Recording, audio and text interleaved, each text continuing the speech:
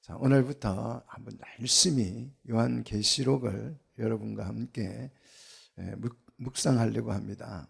아마 이제 이 계시록을 어쩌면 처음 배우시는 분도 있을 것입니다. 교회들이 이 계시록을 잘 가르치려고 하지 않습니다. 가르치려고 하지 않는 정도가 아니라 거의 외면을 하는 수준이죠. 그래서 어쩌다가 설교나 한번 하는 정도지 계시록을 그닥 열심히 가르치려고 하지 않습니다. 왜냐하면 이 계시록은 이상한 고정관념이 있습니다. 계시록은 무섭다, 이런 고정관념을 가지고 있어요.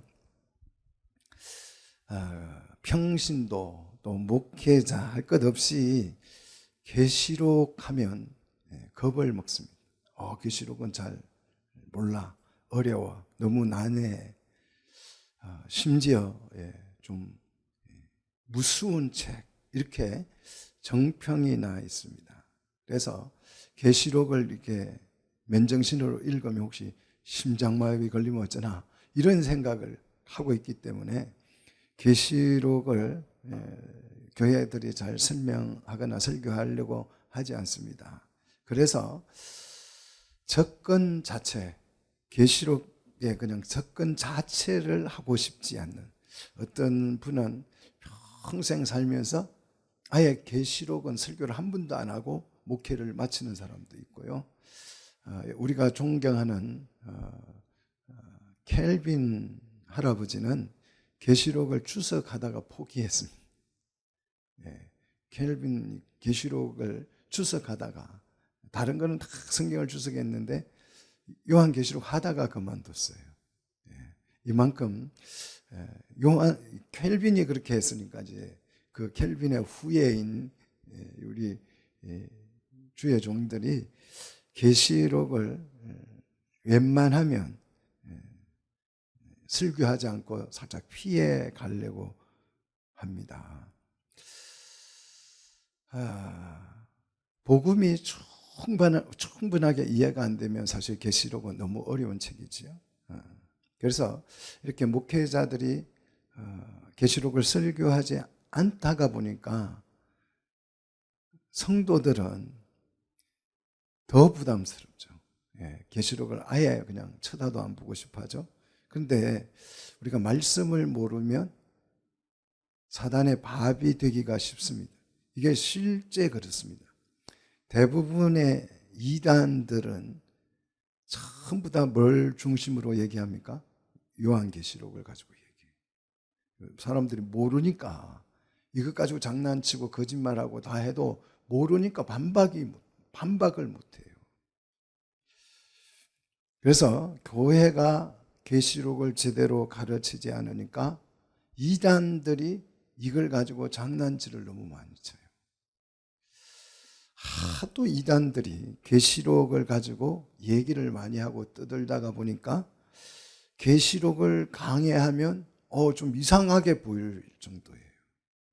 신천지 하면 여러분 뭐가 생각나요? 이단이 생각나죠? 근데 그게 원래 신천지라 이단이 아니고 새하늘과 새 땅을 우리가 신천지라고 말하는 새로운 새 신자잖아요. 새로운 하늘과 땅이라는 게 신천지라는 말이죠. 이처럼 이단들이 이렇게 계시록을 가지고 너무 많은 횡포를 부리고 있습니다. 그래서 이단들은 성도들이 이 계시록을 잘 모른다는 약점을 잡아서 유혹하는 거예요. 그래서 더 이상 계시록을 누구 손에, 이단자들 손에 맡겨두면 돼요, 안 돼요? 안 돼요. 이거 우리 책임입니다. 이참에 여러분 계시록을 좀 잘 배워서 계시록과 좀 친해지기를 축복합니다. 이 굉장한 은혜들이 있어요. 좀 계시록하고 좀 잘 친해져 보시기를 축복합니다. 왜 계시록이 어렵다고 생각하는가? 왜 계시록이 여러분 어려울까요? 계시록은 대부분이 상징어로 되어 있습니다. 언어 자체가 상징어예요. 우리가 외국어를 처음 볼 때에 읽지도 뜻도 이해도 할 수가 없잖아요. 외국어 처음 모르는 뭐 스페인어 이런 거 여러분 갖다 주면 까만 거는 글씨고 하얀 거는 종이 이게 뭐야 암호문인가 이렇게 생각이 들어요. 외국어를 처음 볼 때는 도무지 무슨 뜻인지 발음조차도 못하죠. 그러나 그 언어를 익히고 나면 따라합시다. 쉽다. 요한계시록도 마찬가지입니다. 요한계시록의 상징어를 조금만 관심 가지고 보시면 충분히 이해될 줄로 믿으시기를 축원합니다. 그러면 왜 하나님은 요한계시록을 상징어로 이렇게 기록해 놨냐 이거예요. 그냥 평범하게 알아듣기 쉬운 말로 쓰면 얼마나 좋겠어요. 왜 이렇게 사람들이 이해도 못하는 이 암호문 같은 상징어로 기록했을까? 두 가지 정도의 크게 이유가 있는데요. 가장 중심적인 이유는 이런 것입니다. 고난으로 다듬어진 그 예수 그리스도의 아름다움. 고난을 충분히 겪으면서 다듬어져서 우리 주님이 너무 영광스러워졌어요. 근데 그 영광스러우신 주님을 우리의 언어나 말로 글로 표현할 수가 없어요. 너무 영광스러워서 표현할 글자나 언어가 없습니다. 우리가 상속을 받게 될 하나님의 나라 천국은 쌍문동처럼 생겼습니까? 예? 강남 무슨 부자 동네 청담동처럼 생겼겠습니까? 그게 어떻게 입으로 글로 이 세상의 언어로 어떤 세상에 있는 아름다움으로 견줄 수가 없어요. 눈부신 하나님의 그 광채를 말로나 글로나 표현할 수가 없습니다. 아름답다는 말로는 그 찬란한 광채를 표현이 불가합니다. 표현이 불가해요. 그래서 우리가 뭐 그랜드 캐년 같은 데 갔다 온 사람들은 입이 쫙 벌어져 가지고 설명을 못하고 뭐라고 합니까? 가서 봐 이래요. 그게 다예요. 설명이 안 되는 거예요. 높다, 깊다, 뭐 아름답다 이런 말로는 우리가 아름답다 그러면 내가 생각하는 최고치의 아름다움이 꽃이잖아요. 그 정도 아름다운 건가? 하나님의 나라의 아름다움은 그렇게 표현할 수가 없어요. 그래서 상징으로 표현하는 것입니다. 만약 태양보다 여러분 더 밝은 빛을 봤다면 뭐 태양의 10배보다 밝아요. 이렇게 표현해도 그 밝기를 우리가 최대치 밝은 게 태양이잖아요. 근데 그 상상이 안 되는 거예요. 10배 더 밝으면 뭐 어찌 되는지 경험해 본 적도 없잖아요. 우리가 비교할 수 없는, 비교 설명할 수 없는 대상을 여러분 만났다고 한다면 정말 여러분 진짜 외계인을 하나 봤다. 그러면 사람 모양으로 안 생기고 전혀 진짜 그 외계인이 뭐 이티처럼 생긴 것도 아니고 진짜 뭐 외계인이 어떻게 마주쳤다. 그걸 어떻게 설명할 거예요? 그림으로밖에 그릴 수가 없잖아요. 그림으로. 그래서 계시록은 그림과 영상으로 밖에 달리 표현할 수가 없는 것입니다. 자, 계시록은 하나님의 영광스러움과 하나님의 나라의 아름다움을 말로 다 표현할 수가 없어서 이제 불가하기 때문에 상징어로 했다는 것이고, 그다음 이제 이 계시록을 기록할 당시의 시대적 배경이에요. 정말 핍박이 굉장한 시대였어요. 그래서 예수 믿는 사람들은 물고기 모양으로 표시를 해서 은밀하게 모이고 그랬어요. 그냥 공개적으로 쌍문동에 11시에 이곳에 모여서 예배하자 이럴 수가 없어요. 다 죽는 거죠. 그러면 그러니까 자기들끼리 암호문으로 모임 장소와 날짜와 시간을 알려서 은밀하게 모이는 거죠. 그렇게 핍박받을 당시에 이제 계시록을 이렇게 상징어로 써서 세상 사람들은 이해할 수 없게 하나님이 말씀을 주신 줄로 믿습니다. 하나님이 이 계시록을 통해서 어떻게 하나님의 나라와 교회를 세워가고 보호해 가시는지 그 오묘한 승리를 다 우리가 이해할 수 없기 때문에 우리 하나님께서 계시록을 환상으로 보여주신 것입니다. 그 과정을. 그래서 계시록은 상징어로 되어 있습니다. 계시록을 이해하기 위해서는 이제 여러분이 이 상징어라고 하는 문자를 이제 글자, 이 그림 문자를 여러분이 배웠으면 어렵지 않게 계시록을 읽으면 스스로 이해가 될 줄로 믿습니다. 특히 우리 목회자들은요, 성경이 어렵다고 살짝 피해 가려고 그러면 안 돼요. 정말 죽기 살기로. 제가 켈빈하고 같이 살면 켈빈한테 그랬을 거예요. 죽기 살기로 주석 쓰고 가시라고 그랬을 텐데, 정말 죽기 살기로 연구하고 기도하고 말씀을 깨달아서 우리 성도들에게 이 말씀을 가르쳐 주어야 할 사명이 있는 줄로 믿습니다. 우리 함께 이런 차원에서 이 계시록을 잘 배워서 그 하나님의 영광스러움에 우리 함께 참여하는 그런 귀한 축복들이 계시록을 강해하는 동안 반드시 일어나기를 축복합니다.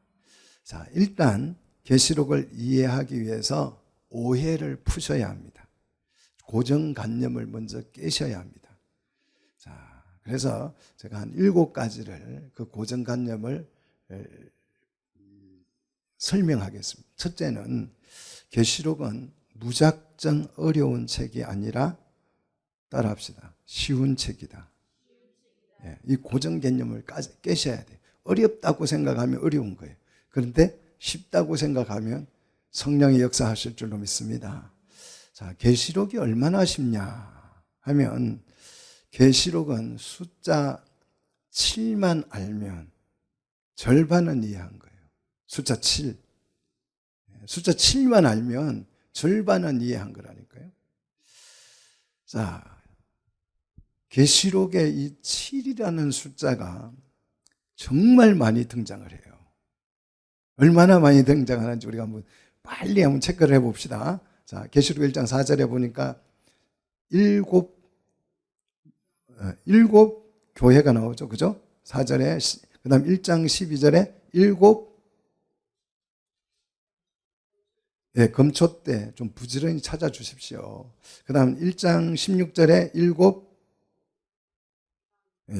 3장 1절에 0이 나오죠. 그 다음 5장 1절에 7인. 좋습니다. 5장 6절에 7 뿔이 나오죠. 그 다음 8장 6절에 8장 6절에 7 나팔 7 천사가 나오죠. 10장 4절에 7 우레가 나오죠. 그렇죠. 그 다음 12장 3절에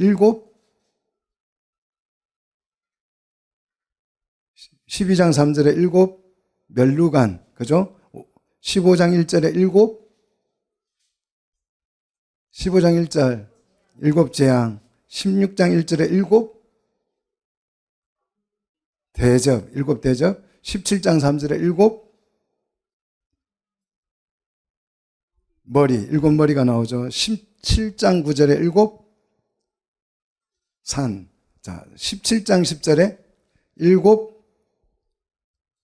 왕이 나오죠. 이 7이라는 숫자가 계시록 전체에 곳곳에 나와요. 그러니까 뭐만 알면, 7만 알면 계시록은 절반은 이해한 것입니다. 자, 오늘 7을 좀 잘 배우시기를 축복합니다. 계시록이 세상에 있는 모든 사람들이 계시록이 다 어렵다고 하는데 제가 또 쉽다고 이야기하니까 뭐 잘난 척 하는 게 아니고 제가 뭐 똑똑하다는 그 얘기를 하는 게 절대 아닙니다. 절대 아니고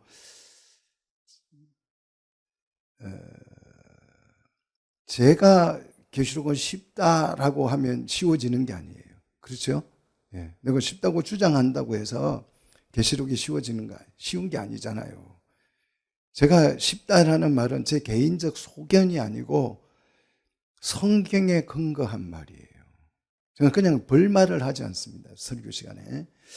자, 어디에 보니까, 어느 성경에 보니까 계시록이 쉽다고 기록이 되어져 있느냐? 너무 쉽다고 기록이 되어져 있습니다. 한번 우리 같이 읽어보도록 하겠습니다.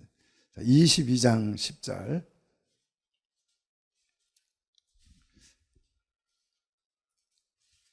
너무 쉽다고 기록이 되어져 있어요. 22장 10절입니다. 자, 부지런히 한번 찾아보십시다. 22장 10절. 자, 같이 읽습니다. 또 내게 말하되 이 두루마리의 예언의 말씀을 뭐 하지 말라? 임봉하지 말라는 거예요. 임봉. 감추지 말라. 이 말씀의 의미를 감추지 말고 공개하라. 그랬기 때문에 계시록은 다 공개된 책이에요. 비밀이 아니다. 쉽게 알려진 책이라는 거예요. 이해되십니까? 자, 임봉된 문서는 관계자 외에는 아무도 볼 수가 없어요. 계시록이 임봉되었다라고 한다면 아무도 이해를 못할 것이에요. 그런데 이 계시록을 임봉하라 하지 말라. 하지 말라고 했어. 그래서 누구든지 계시록을 들여다볼 수 있고 계시록을 읽고 깨달을 수 있는 줄로 믿으시기를 축복합니다. 여러분, 계시록을 읽고 묵상하고 연구하면 계시록은 충분히 이해될 수 있을 줄로 믿습니다. 그래서 계시록은 어려운 것이 아니에요. 괜히 이걸 몰라 임봉하지 말라고 한 이 말씀을 이해를 못 해가지고 사람들이 그냥 1, 2장 읽어가다가 지레 겁을 먹고 계시록은 어려워 이렇게 해서 아예 접근조차 하지 않기 때문에 어려운 것입니다. 성경을 왜 많이 읽는 사람들 있잖아요. 다독, 1년에 100독 했다 이런 분도 있잖아요. 그죠? 안 놀라시네. 여러분 한 200독 하시나 봐요. 그러면 배가 아픈 것인지.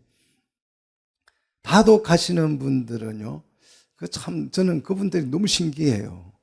계시록을 빨리 읽고 넘어가는데 이해는 안 하려고 그래요. 그래서 일독하는데 굉장한 자부심과 의미를 가져요. 자, 한 구절이라도 이해하는 것이 더 복될 줄로 믿습니다. 자, 그래서 계시록을 어렵다고 생각하지 마시고 쉽다고 임봉하지 않은 책이기 때문에 이해되고 해석되는 줄 믿으시기를 축복합니다. 그래서 한번 우리 따라합시다. 누구나 계시록을 열심히 읽고 묵상하면 충분히 알 수 있다. 아멘입니까? 자, 두 번째, 첫 번째는 계시록은 쉽다. 두 번째, 계시록은 무작정 어려운 책이 아니라 따라합시다. 흥미로운 책이다. 굉장히 흥미롭습니다.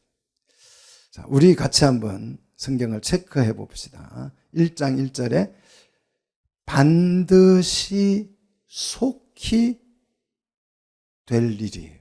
자, 계시록에 기록한 이 내용이 반드시 속히 될 일, 일어날 일을 말하고 있습니다. 계시록 4장 1절에 마땅히 4장 1절 마땅히 될 일을 소개하고 있죠. 자, 22장 6절에 22장 6절 가서 보십시오. 22장 6절 결코 속히 될 일. 자, 1장 19절로 넘어와서 우리 한번 같이 읽어봅시다. 1장 19절. 계시록은 굉장히 흥미롭다 그랬어요. 자, 얼마나 흥미로운지. 자, 1장 19절 같이 읽겠습니다. 그러므로 내가 본 것과 지금 있는 일과 장차 될 일을 뭐하라? 자, 계시록에 뭐가 기록이 된 거예요? 내가 본 것과 지금 있는 일과 지금 일어나는 현상과 장차 일어날 현상, 일어날 일들을 기록해 놓은 것이에요. 자, 지금 본 일, 보고 있는 것은 환상을 말하지요. 그리고 지금 있는 일은 현재에 나타나는 현상을 말하고요. 장차 될 일은 미래를 이야기하는 거잖아요. 요한의 관점에서 미래에 일어날 일을 계시록에 뭐 해놓은 것입니까? 기록해 놓은 것이에요. 그래서 여러분이 계시록을 읽으면 현재와 미래를 동시에 이해할 수 있는 흥미진진한 일이 일어난다. 현재와 미래를 동시에 이해할 수 있는. 자, 계시록을 통해서 현실과 미래를 보는 그 눈이 하나씩 다 생기시기를 축복합니다. 여러분, 하나의 눈이 이제 만들어 드렸어요. 예. 안 좋아하시네요. 눈 2개밖에 없는데 하나 더 만들어 줬다고 하는데, 예. 그렇게 그닥 좋아해 보이지가 않아요. 자, 이 눈은 어떤 눈입니까? 현재와 미래를 볼 수 있는, 동시에 볼 수 있는 눈이에요. 자, 미래를 보지 못하면요, 사실은 현실을 모르는 거예요. 여러분, 미래를 모르면 현실도 모르는 것입니다. 이게 뭔지를 몰라. 미래를 모르면. 내가 밥을 먹는데 이게 현실이라고 치면 내가 미래를 모르면 이 밥 먹는 일을 왜 하는지를 모르는 거예요. 내가 공부를 하는데 미래를 모르면 왜 이 공부를 하는지를 모르는 거예요. 그래서 미래와 현실을 동시에 볼 수 있어야 지혜가 생기는 줄로 믿습니다. 자, 여기서 정말 오해하지 말아야 될 것이 하나 있습니다. 이 말에서 될 일, 장차 될 일, 여기에서 정말 우리가 오해해서는 안 되는 게 있는데 그게 뭐냐고 하면 미래에 될 일을 본다고 해서 계시록을 가지고 점을 치려고 하면 안 돼요.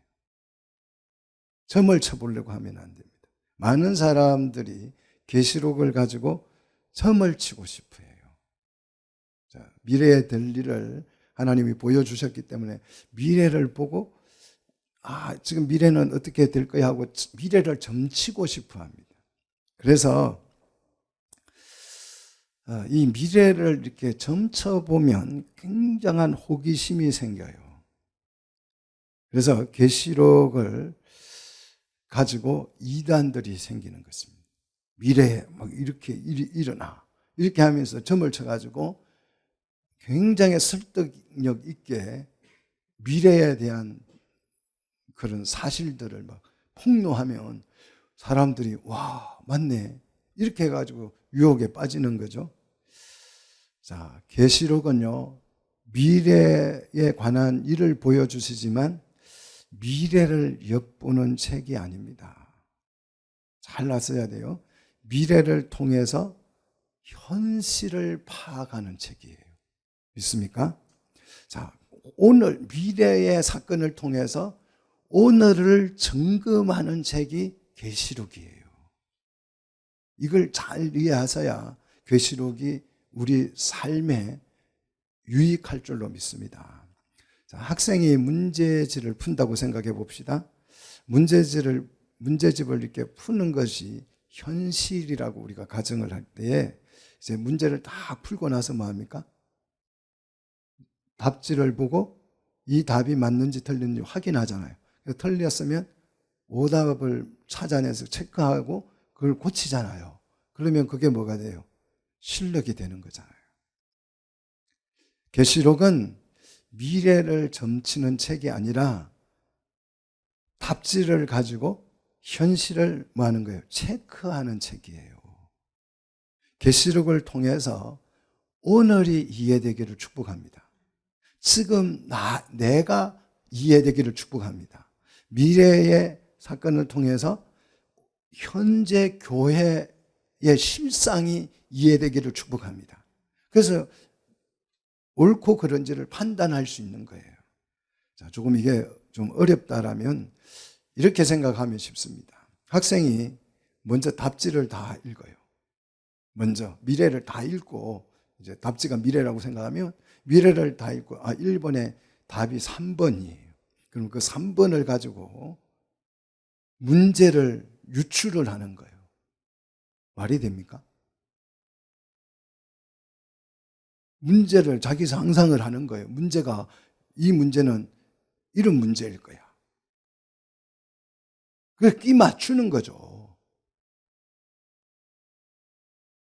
뭐 예를 들어서 답이 3번인데 현실 문제에 일어나는 이 문제에다가 이 답을 먼저 보고 요 문제야, 요 문제의 답이야 라고 이렇게 끼워 맞추는 거예요. 그런데 이렇게 점을 치면 백발백중 어떻게 된다? 틀린다는 거예요.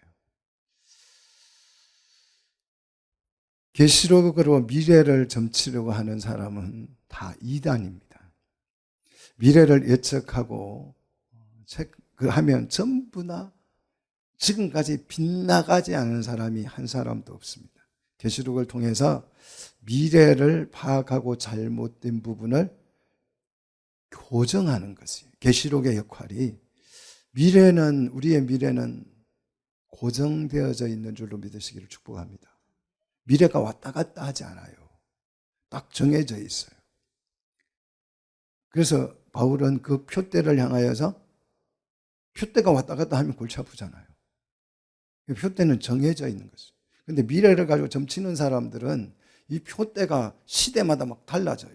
이 시대에 이랬다가 저 시대에 저랬다가 바뀌면 막 계속 바뀌어요. 그러니까 문제가 제대로 파악을 못하는 거죠.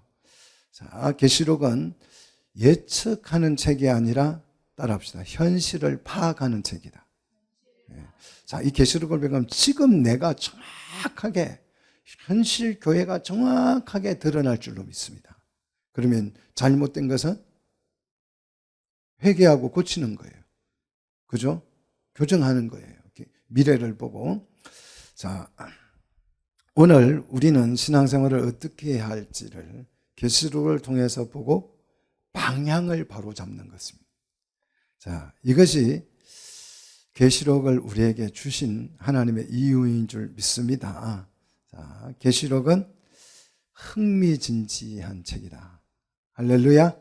관심 가지고 계시록을 한번 배워보시기를 바랍니다. 세 번째, 계시록은 무작정 어려운 책이 아니라 따라합시다. 축복된 책이다. 자, 3절 우리가 오늘 읽었죠. 같이 읽습니다. 3절 시작.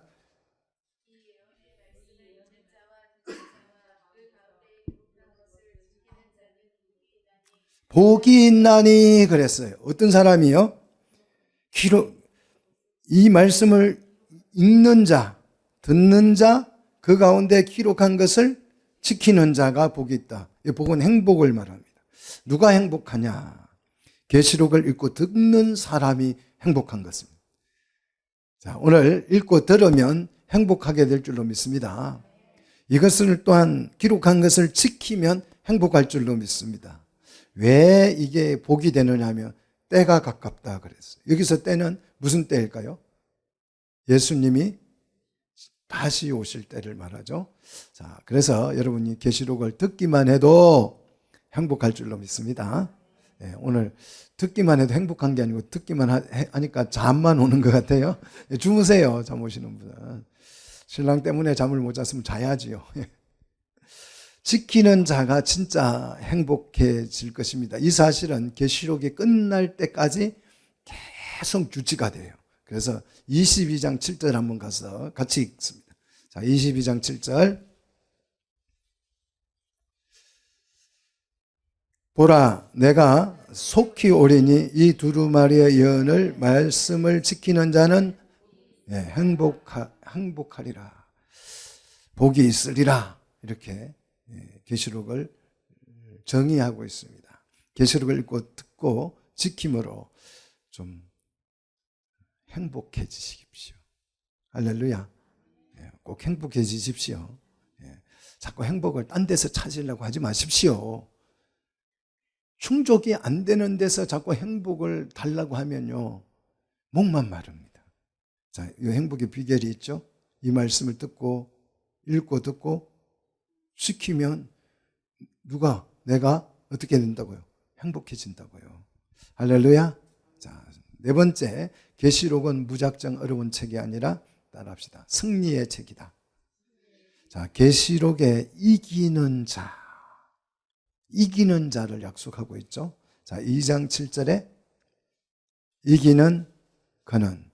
2장 11절에 이기는 자, 2장 17절 이기는 자, 2장 26절 역시 이기는 자, 3장 5절에 이기는 자, 3장 12절에 이기는 자, 3장 21절에 이기는 자.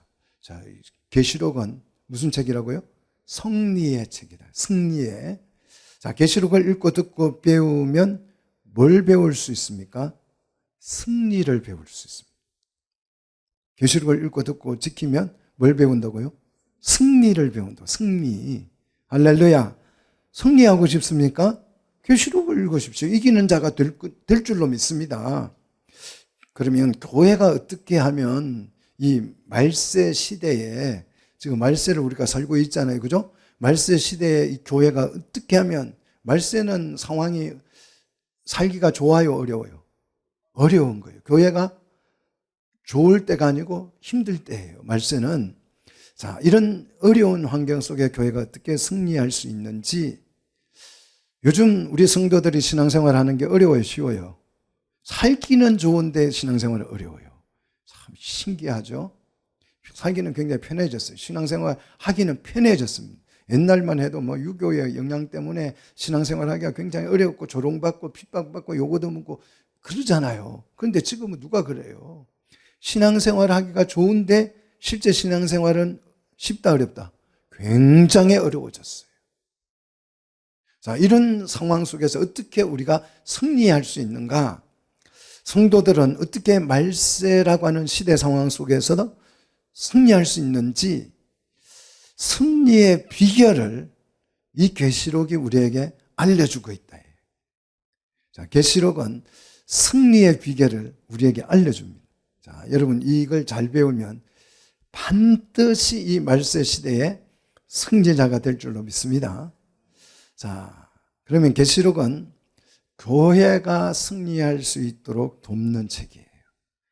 계시록은 성도가 승리할 수 있도록 돕는 책입니다. 그러면 승리한 자에게 어떤 보상을 하나님이 해 주실까요? 21장 7절에 어떤 보상이 있는지를 보십시오. 그래서 그냥 승리하고 끝이 아니에요. 승리자에게는 하나님 보상을 하시죠. 2장 17절. 자, 이기는 자는 이것을 뭐하라? 상속으로 받으리라 그랬어요. 이것을 상속으로 받으라. 이것이 뭐냐 그러면 21장 1절로 6절까지의 내용이에요. 여러분 그 21장 1절로 6절까지 내용을 읽어보십시오. 새하늘과 새 땅을 얘기하고 있어요. 여기에는 죽음도 없고 눈물도 없고 아픔도 없어요. 이 나라를 상속받으리라는 거예요. 누가요? 이기는 자에게. 그런데 이기면 이걸 주는데 네가 알아서 싸워, 이게 아니고 하나님께서 계시록을 통해서 어떻게 하면 승리하는지 비결을 가르쳐주고 있다 이거예요. 자, 이 나라를 우리가 상속받으면 어떻게 돼요? 자, 21장 7절에 나는 그의 하나님이 되고 그는 내 신분이 달라져 버려요. 이기는 자가 하나님의 아들이 되고, 이게 최후 승리죠. 계시록은 저와 여러분의 승리를 도와줄 줄로 믿습니다. 자, 우리로 하여금 이 계시록이 승리케 할 줄로 믿습니다. 자, 우리 교회가 이기는 교회가 되려면 이 계시록을 잘 배우셔야 돼요. 자, 그다음 5번째, 계시록은 무작정 어려운 책이 아니라 따라합시다. 교회를 위한 책이다. 자, 11절 보십시오. 같이 읽습니다. 11절. 이르되 내가 보는 것을 두루마리에 써서 에베소, 스무나, 브가모, 두라디아, 사데, 빌라델비아, 라오디게아 등 7 교회에 보내라 하기로. 자, 7 교회에게 보내는 편지입니다. 자, 말세, 교회가 말세라는 시대 상황 속에서 승리할 수 있는 비결을 잘 기록해서 이제 교회에게 보낸 것입니다.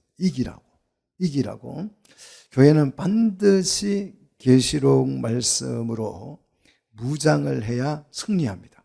근데 무장을 안 하고 어렵다 해가지고 피하니까 누가 계시록을 이단들이 잘 막 연구해 와가지고 엉터리로 연구해 가지고 교회를 오히려 파괴하잖아요. 교회를 무너뜨려 버리잖아요. 교회가 정신 차려야 돼요.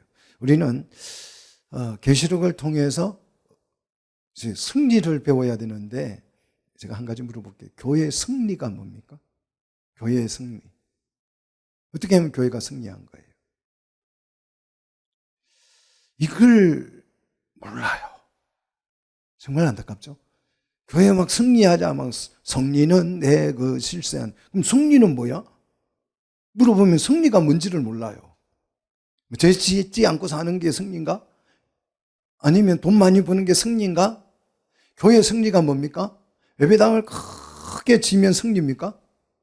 사람이 막 군중이 5,000명, 6,000명, 막 10,000명씩 모이면 승리입니까? 그게 승리한 교회예요? 그러면 신천지는 14만 4천 명이 모였으니까 승리한 거죠. 그럼 교회의 승리가 뭐예요? 우리 그 옛날 많이 불렀잖아요. 승리는 내 것일세. 승리는 내 것일세. 내 거라고 해놓고 그 승리가 뭐가 승리인지 몰라요. 제가 오늘 확실하게 교회 승리가 뭔지를 알려드리겠습니다. 교회 승리라고 하는 것은 누가 골을 넣느냐예요. 누가 골을 넣느냐. 다시 말해서 그리스도의 신부로서 누가 혼인잔치에 들어가는가예요. 믿습니까? 교회 승리는 누가 그리스도의 옆에 서는가 하는 거예요. 그 사람이 승리한 것입니다. 아무리 예쁘고 뭐 사람이 잘생기고 미스 코리아 소용없어요. 누구 옆에 서야 돼요? 혼인잔치 때. 그리스도 옆에. 그리스도 옆에 설 수 없는 교회는 1,000명이 모이고 5,000명이 모이고 뭐 세계를 움직여도 이 혼인잔치의 주인공으로 들어갈 수 없고 덜러리가 된다면 그는 승리자가 아니에요. 우리 목표는 어디 들어가는 거예요? 혼인잔치에 들어가는 것입니다. 믿습니까? 이게 교회의 승리예요. 정말 이거 좀 이해하셔야 돼요. 오늘 오전에도 말씀을 드렸잖아요. 성경은 혼인잔치에서 혼인잔치로 끝난다고. 우리를 신부로 만드는 거예요. 믿습니까? 자, 그래서 계시록은 이 승리를 위해서 교회에게 이렇게 말씀합니다. 승리의 비결을 알려드립니다. 자, 승리의 비결을 이렇게 말씀하는데 2장 7절, 다음 11절, 17절, 29절, 3장으로 넘어가서 3장 6절, 13절, 22절. 자, 뭐라고 후렴구처럼 반복하지요? 따라합시다. 같이 읽겠습니다. 귀 있는 자는 성령이 교회들에게 하시는 말씀을 말지라 들을지어다. 이게 승리의 비결이에요. 어떻게 하면 그리스도의 신부가 되어서 그리스도 곁에 설 수 있는가 하는 거예요. 혼인잔치에 어떻게 들어갈 수 있느냐? 교회는 그리스도의 신부라 그랬어요. 어떻게 신부가 그리스도 곁에 서서 혼인잔치를 할 수 있는가 하는 거예요. 그거는 다른 비결이 없어요. 귀 있는 자는 성령이 누구에게? 교회들에게, 성령이 교회들에게 하시는 말씀을 들으라는 것이에요. 그러면 승리할 줄로 믿습니다. 여러분, 귀가 열리시기를 축복합니다. 그냥 귀는 들으라고 있는 것입니다. 들으라고 달려있는 거예요. 누가 하는 말씀을? 성령이 교회에게 하는 말씀을 들으라고 내 두 귀가 들려있는 줄로 믿으시기를 축복합니다. 그래서 22장 16절, 자, 22장 16절로 가서 같이 읽겠습니다. 자, 같이 읽습니다. 나 예수는 교회들을 위하여 내 사자를 보내어 이것들을 너희에게 정언하게 하여. 자, 네. 나 예수는 누구를 위하여? 교회들을 위하여 내 사자를 보내어 이것들을 너희에게 정언했다는 거예요. 성령이 하시는 말씀을 정언하게 했다. 사자를 보내서, 내 사자를 보내서. 왜 계시록을 주셨다고요? 나 예수는 누구들을 위해서? 교회들을 위해서. 그래서 계시록은 교회의 승리를 다루는 책입니다. 계시록을 통해서 우리 교회가 승리할 수 있게 되기를 축복합니다. 자, 그다음 6번째, 계시록은 무작정 어려운 책이 아니라 재림을 준비하는 책이다. 자, 따라합시다. 재림을 준비하는 책이다. 자, 1장 4절 누구를 소개합니까? 장차, 미래를 말하죠. 장차 오슬리. 1장 7절 뭐 타고 오셔요? 구름 타고 오시리라. 자, 1장 8절 장차 올자요. 3장 11절에 어떻게 온다고요? 내가 속히 이 말이니. 자, 16장 15절 보라 내가 누구같이 온다고요? 16장 15절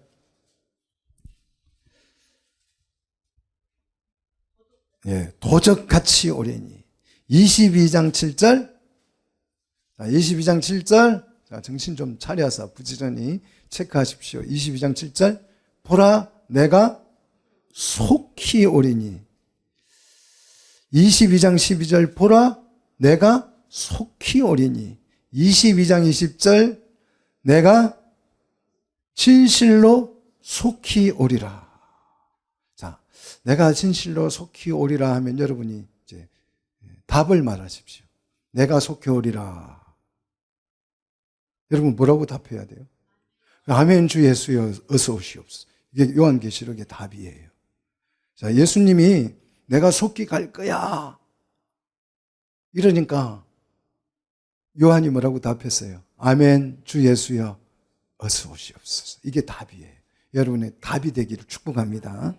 재림을 준비하는 답까지 알려주는데도 또 이걸 또 틀려요.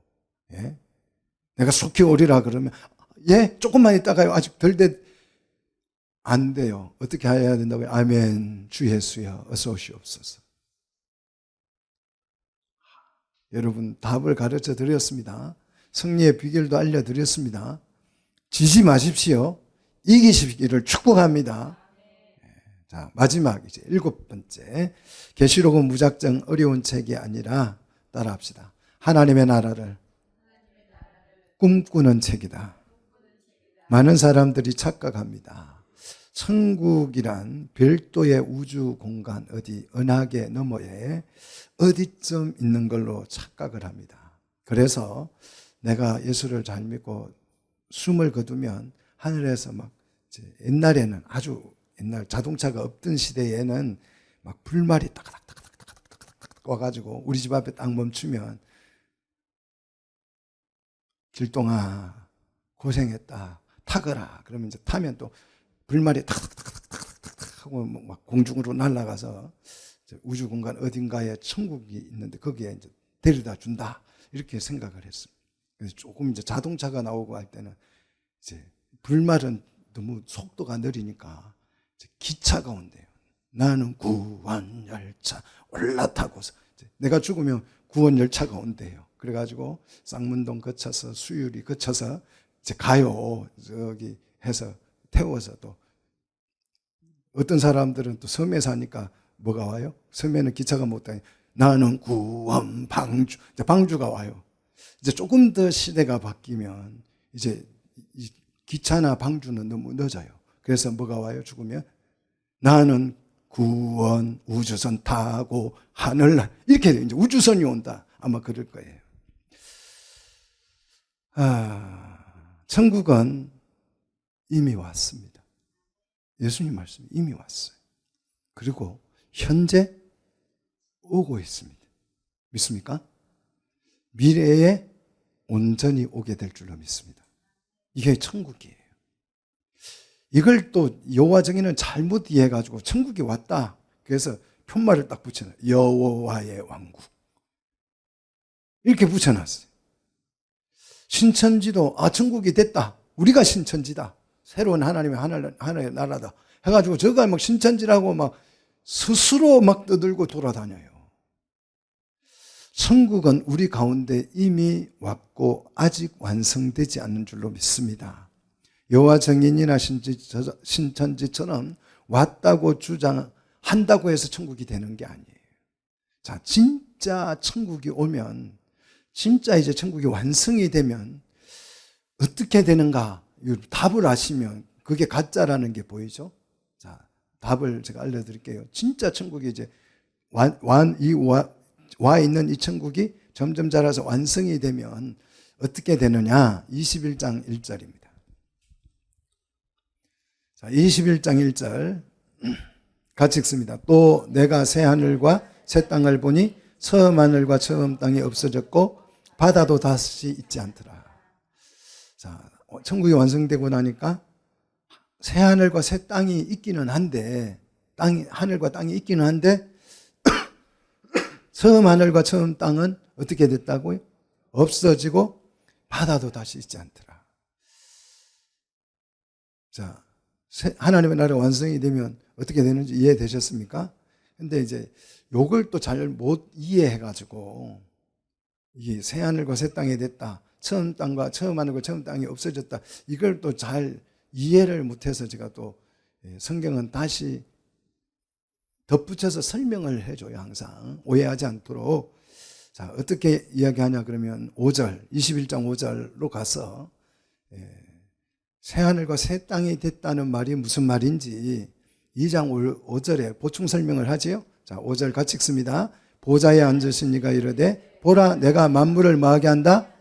새롭게 한다는 거예요. 만물을 새롭게 한다. 이 만물은 이 세상에 있는 모든 창조하신 하나님이 창조하신 우주, 달, 별, 땅에 있는 지렁이, 이 눈에 보이지 않는 이런 모든 이 바이러스까지도 하나님께서 어떻게 한다고요?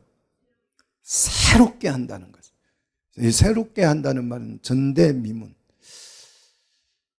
갓 만들어지거나 아직 사용해보지 않는 것. 이걸 새롭게 한다는 뜻이. 그리고 전혀 없었던 것을 새롭게, 탄생한 걸 새롭게 이렇게 했어요. 근데 이거 이제 정말 새로 이걸 싹 쓸어버리고 없애버리느냐 그게 아니고 질적으로 새롭게 한다는 것입니다.